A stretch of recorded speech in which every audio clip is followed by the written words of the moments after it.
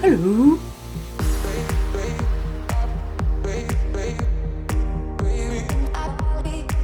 Hi and welcome back to the Polymer Clay channel. So today I'm going to show you how to make some Christmas decorations. So these are all designed to go on a tree. They're all ridiculously different, and the reason why I've done that is because, well, everyone's seen a star, you know, everyone's seen a basic kind of bauble, although I have done baubles. I just wanted to do something different. Now there is 5 in this one, which is really unusual because I don't normally do 5. I normally do 3, but I couldn't stop. I kept having different ideas and I just wanted to keep going, so I did. So without further ado, here we go.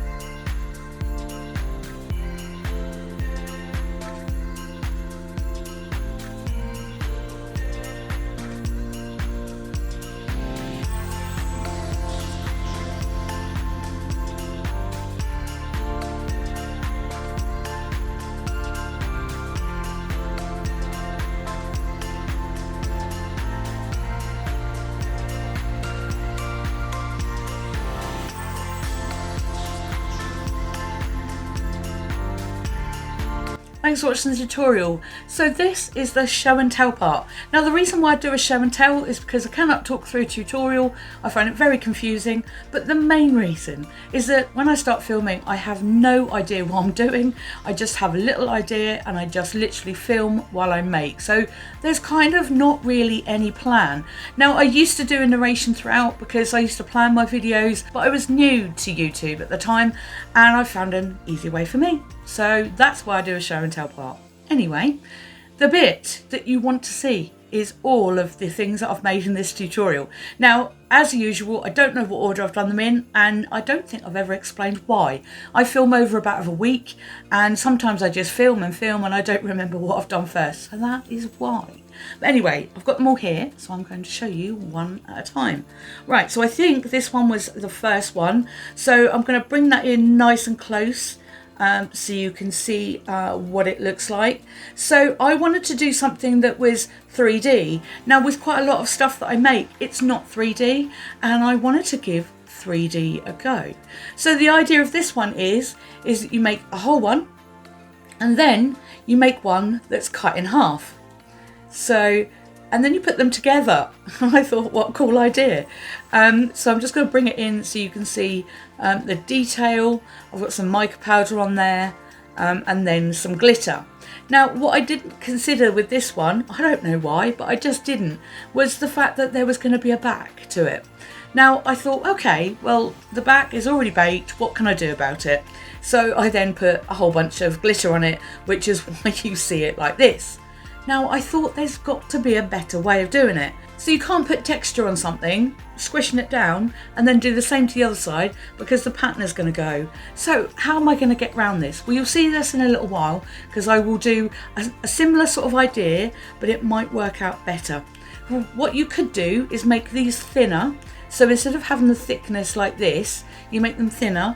Do the patterns, make them all separately, so make 2 whole ones and then obviously 4 half ones, and then you put them all together first and then you build it into this star shape. So that would work. Now the reason why I test things out like this on my channel is because next year at Christmas that's exactly what I'll be doing. If not, probably this year, because I always like to improve what I make, and when I come up with something I think, oh, that's a good idea, but there's always something you can do that makes it better, and that's why I like doing this, because it's kind of like a trial and error thing. But yeah, once more round so you can see all of the detail there. I mean, it looks quite cool. I mean, if it spun round and you had it up that way round, it wouldn't matter, you know, but of course that was the original plan, to have it like that. So this is number 1. Right, let's move on to number 2. Okay, so this is number 2. I'm going to give you a close-up. So that's what it looks like. It's kind of worn out, and although, albeit that wasn't the idea, a lot of the things that I make kind of tend to be, you know, like that, because I don't know, I like the design anyway. So bringing it closer in, you can see some of the pattern there, and then obviously some of the pattern at the top there. Now I liked it when it was a good deep pattern, but the rollers that I used weren't a deep pattern. So you're going to either have to have more softer clay that would then adhere to it a little bit better, or get yourself some deep patterned ones. Unfortunately, I think it would have looked really good had all of the pattern gone on there, but yeah, not this time. And then what I used for the gold was gilding wax, and this stuff is absolutely brilliant. There is absolutely no transfer with gilding wax. It dries and then that's it. It's done. Now, as you would have seen from the tutorial, I made 2 of these and then I stuck them together, and it's such a cool idea. You do have to make and bake, so you make it a little piece, then you put it back together, then you put it back in the oven, which is probably another reason why this took me longer than expected.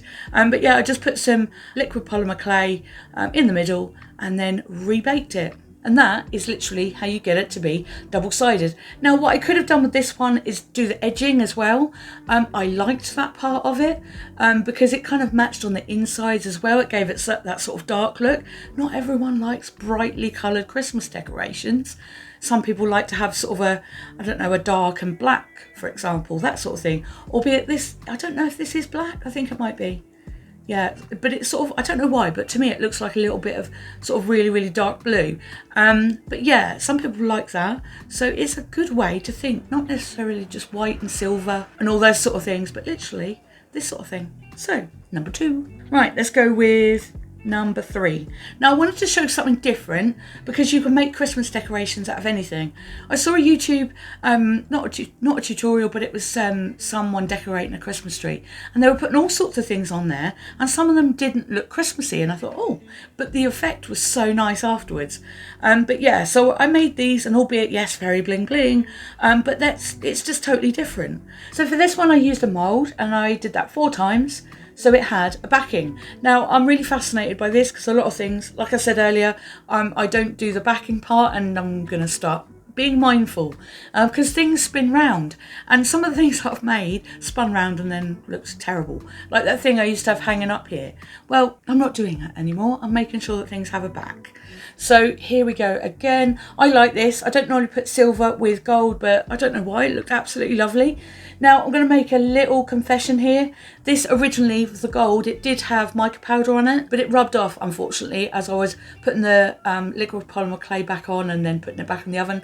So I used Posca pens, and this is what a gold Posca pen will look like. Absolutely lovely. Looks really good. Also doesn't rub off. So yeah, and that just hangs up. Now, if you wanted some dangly things on your Christmas tree, this is nice and sparkly. All I did for the outer parts here was I put some liquid polymer clay and then covered it in glitter. And then, of course, puts them together as well so you don't see the seam. There we go. So you don't see the seam as much, as if they're like not two together. So I thought that was quite a cool idea. And you just put that on some, like a jump ring or something like that. And that's it. Away it goes. So this is number 4. So I wanted to do something really simple. Swirly bit of clay, some texture, mica powder, job done. Oh, and of course glitter. But yeah, I want to do something really, really simple. And these are lovely to do. Just roll up some clay. You can either roll them up into like a rope sort of design if you wanted to. And then roll them out. You can make any sorts of really, really cool, just simple decorations. Now, I like doing this sort of thing. It is my thing. If you've seen some of my decorations, say like on my tin or some of my jars, you'll see this quite a lot because this is one of my favourite kind of swirls, if you like. And then I just put a texture on it, and it just looks absolutely cool. And then I just put a hole in the top there and then literally hung a red ribbon on it. For the back, again, with this one I didn't do a back, but I knew I could put some glitter on it, and that is exactly what I did. So when it spins round, look at that, so effective. Now if you didn't want to do the pattern, you could just do this and they would look just as effective. So there's a nice simple one. Right, you'll know which one's missing because it's at the end. So here we go. Let's show you the owl. So this is my favourite because I absolutely love it. Now, of course, you'd have seen that I used a stamp for the owl. I probably could make this owl, but I didn't want to go into that. I really didn't. It was too complicated. So I used a stamp, and then I used soft chalks to colour him in. And I've never done this before because I've always thought, oh, it's just too much effort. But I thought, no, it's a video, you do it. So I did it. So yeah, I coloured him in with some different browns. I wanted to do like, I didn't want to colour him in all the same colour. I just wanted him to have a really nice kind of variant look, if that even makes sense. And then I did the little thing that he was on there in green because that's what it looked like on the actual stamp. I haven't got it with me, so I can't show you. But I don't know, it's just really cool like that. Also, if you turn it around, it's exactly the same. So I've done another one with a backing, and I think what I'm trying to do here is prove that you can actually have something double when you make it flat. So as you saw from the tutorial, I made the circle and I covered it in clay both sides. Originally that was going to be the main sort of colouring, but when I got it out of the oven it didn't look very good. I don't like it. It sort of went yellowy. So I thought, oh, I know what I'm going to do. Out comes the liquid polymer clay again, and then I chucked an absolute ton load of glitter on it. Oh, and I do love that. So yeah, it twinkles and catches the light absolutely everywhere, and I even did the edging as well. I don't know if you can see that. But yeah, I wanted it to look really, really sparkly. Now I am going to personalize this, which is why I've put that owl further down, and it's going to have my niece's name on it and then her first Christmas, because it is her first Christmas this year. I haven't done it for the speed of the video because lettering, albeit is fairly quick to do, it's just something else I would have had to have done, and I want to do that in my own time. So yeah, I'm going to do that for her so my sister can hang it up on her Christmas tree. I'll probably also sparkle up the owl a little bit more, albeit at the moment he doesn't look very Christmassy, but I intend on the writing to be nice and Christmassy. I might put some red, you know, on his feathers somewhere as well, just for a little bit of fun. Now, I am going to say this, with these type of things, sometimes when you do it with soft chalks, you get it in the white parts. So what I've done is I've used Posca pens in the whites of the eyes, and also the black part for where the pupil is, and it brightened it right up. It didn't need any more than that, and it just looks really cool. Now, I haven't actually put any varnish on this at the moment, and I haven't actually done any resin or anything like this. I might do, because then it will protect it for a bit longer, particularly the glitter. If you're going to put it on the tree every year, you know, glitter can sort of come off over time, so I might do that. But again, not for this video because I haven't had the time. So let's find some to hold up, because there's absolutely no way I'm going to be able to hold all of them up together. So this is how you create Christmas decorations with polymer clay. Thanks for watching, and I'll see you again soon.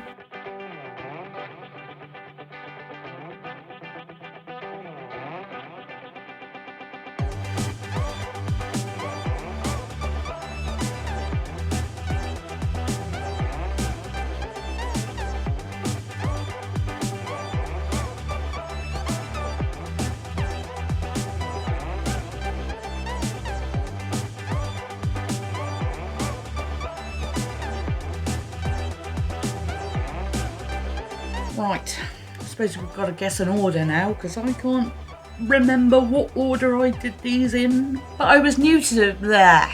But it rubbed off. But it rubbed off. I'm sure. Oh my god. Okay, on to number 4. So this is what. Oh my god.